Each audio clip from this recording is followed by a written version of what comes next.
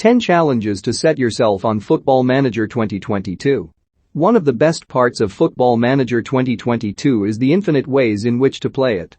Sure, you can take the routine path of taking over your favorite site and building to glory, but if you're looking for something a little tougher, there are plenty of challenges to set yourself to prove you deserve your place in the Managerial Hall of Fame.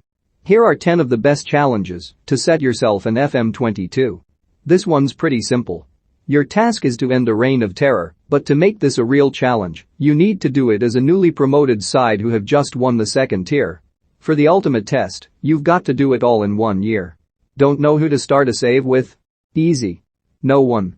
Start unemployed and apply for every job under the sun until somebody finally brings you in, and then your target route is up to you. Take that team to the top flight, work your way up until the country's biggest team offers you the job, wait for your favorite side to offer you a role, get your national team to bring you in. The magic of this one is not knowing where you're starting off.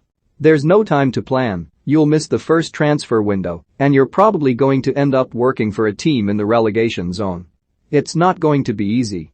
Just as the title says, this challenge is all about taking over a side who begin the season at a disadvantage already. For beginners, nice start the League One campaign with a 1-point deficit. That's a nice way to ease yourself into the world of negative points. The intermediate challenge is with Ado Den Haag in the Eredivisie, who are down by 6 when things kick off.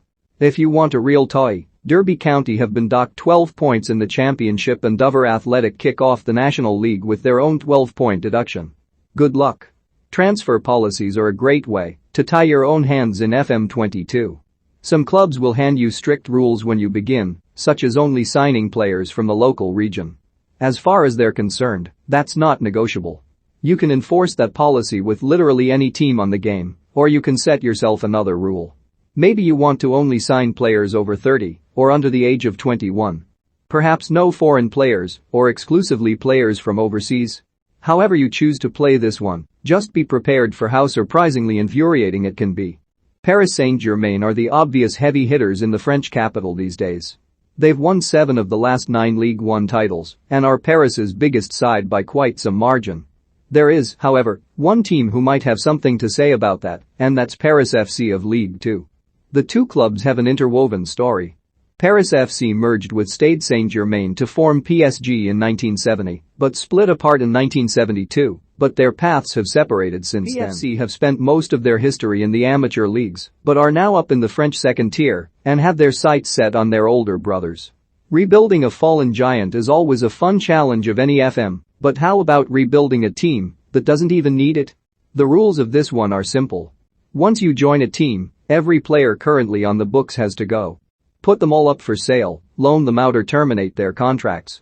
You can even do the same with your staff if you're feeling wild.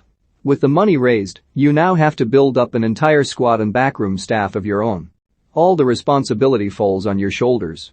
You have to plan every aspect of your team, and there's nobody else to blame. For a tricky twist, ban yourself from signing players until you've managed to sell your whole first team. Better get working quickly. As the title suggests, this one is about winning the biggest trophies with a team made up entirely of academy graduates. Celtic's famous Lisbon Lions are your inspiration for this challenge.